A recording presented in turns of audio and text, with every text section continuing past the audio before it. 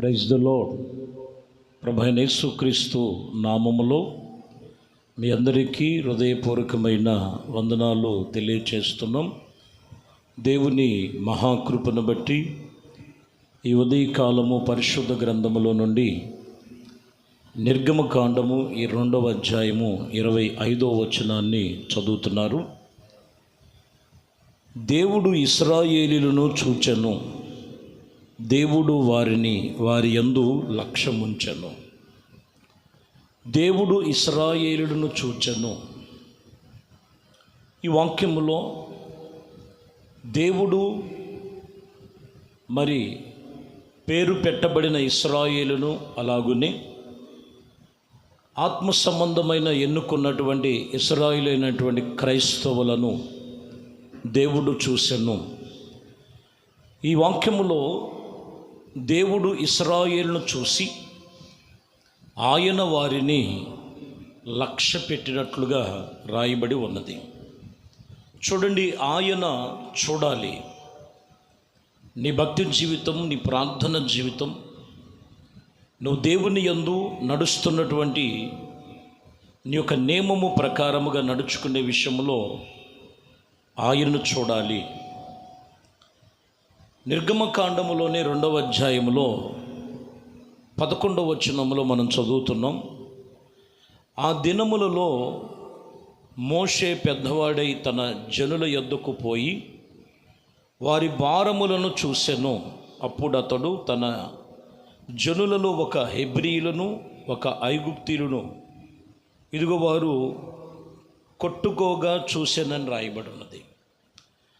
ఇక్కడ కూడా మనం చూస్తే మోషే చూశాడు వారి బాధలను, వారి శ్రమలను.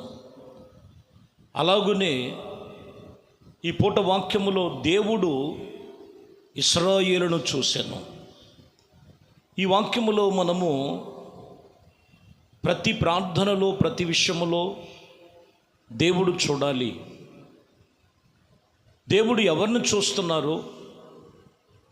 ఇదిగో చూసిన వారిని ఆయన వారి మీద లక్ష్యం ఉంచినట్లుగా ఈ వాక్యం చూస్తున్నాం.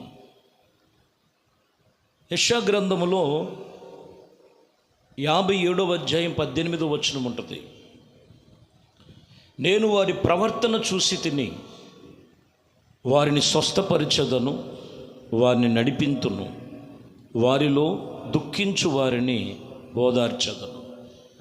దేవుడు మొదటిగా ఒక వ్యక్తిని చూడాలంటే వారి ప్రవర్తన మీద ఆధారపడి ఉంటుంది. వారి ప్రవర్తనను సరిచేసుకొని ప్రభువునొద్దకు వచ్చి దేవునిని వెంబడించగలిగినటువంటి అనుభవాలు, తీర్మానాలు తెలుసుకొని ఎవరైతే దేవుని ఎదుట తన ప్రవర్తనను సరిచేసుకొని ఉంటారో ఖచ్చితంగా వారిని చూడటమే కాదు, వారిని స్వస్థపరుస్తారు, వారు దుఃఖము నుండి ఓదారుస్తారు. ఆయన వారిని లక్ష్యముంచే దేవుడు.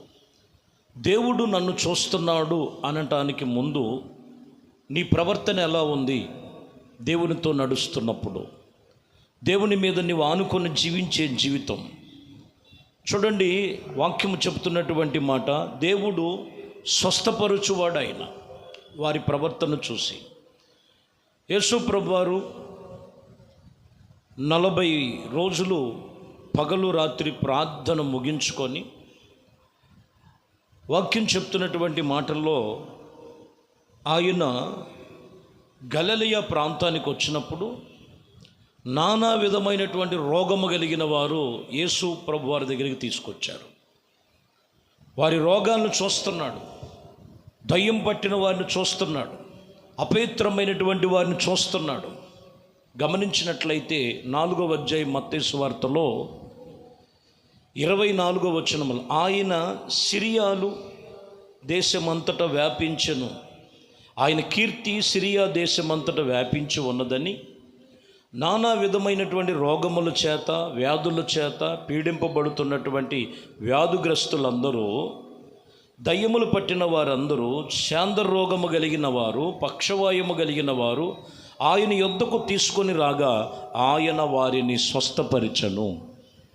యేసు ప్రభువారు చూసి ఉన్నారు. ఆయన ఎందుకు చూశారనంటే నానా విధమైన రోగములు, బలహీనతలు, శాపముల మధ్యలో ఉన్న ప్రతి మనిషిని ప్రభు చూస్తున్నారు. ఎవరైతే తమ ప్రవర్తన సరిచేసుకొని ప్రభు నొద్దకు వచ్చినట్లయితే ఇక్కడ మనం చూస్తే ఆయన కీర్తి సిరియా దేశమంతటా వ్యాపించబడి ఉన్నది. కారణం ఏంటంటే మనుషులు ఏదో పైపైన రూపాన్ని చూస్తారు కానీ ప్రభు ఎప్పుడు అంతరంగాన్ని చూసే దేవుడు.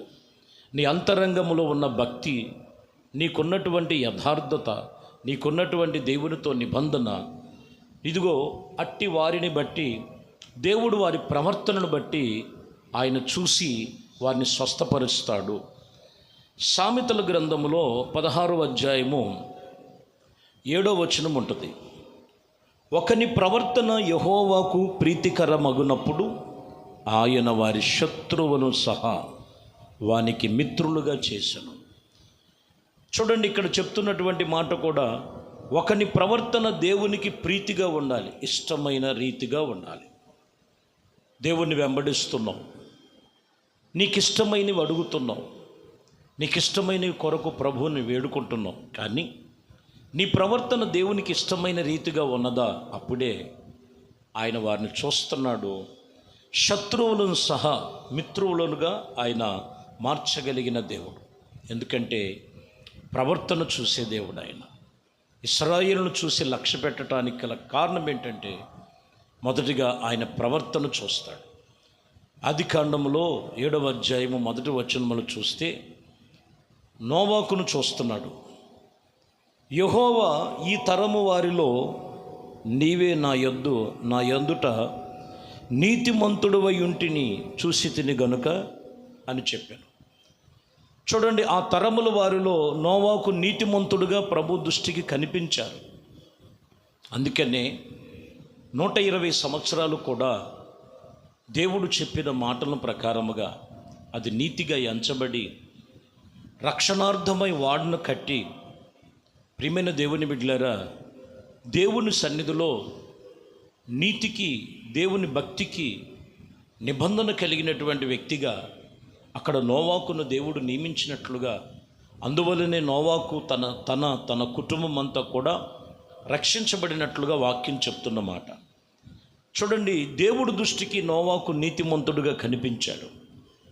భక్తి చేస్తున్నటువంటి ప్రతి ఒక్కరి జీవితాలు ఈరోజు నీతి కలిగిన భక్తి ఉందా? నీతి కలిగిన యథార్థత ఉందా? వాక్యం చెప్తున్నమాట, ఏదో నీవు పైరూపాన్ని చూపించేది కాదండి. నీలో ఉన్న నీతిని చూస్తాడు ఆయన.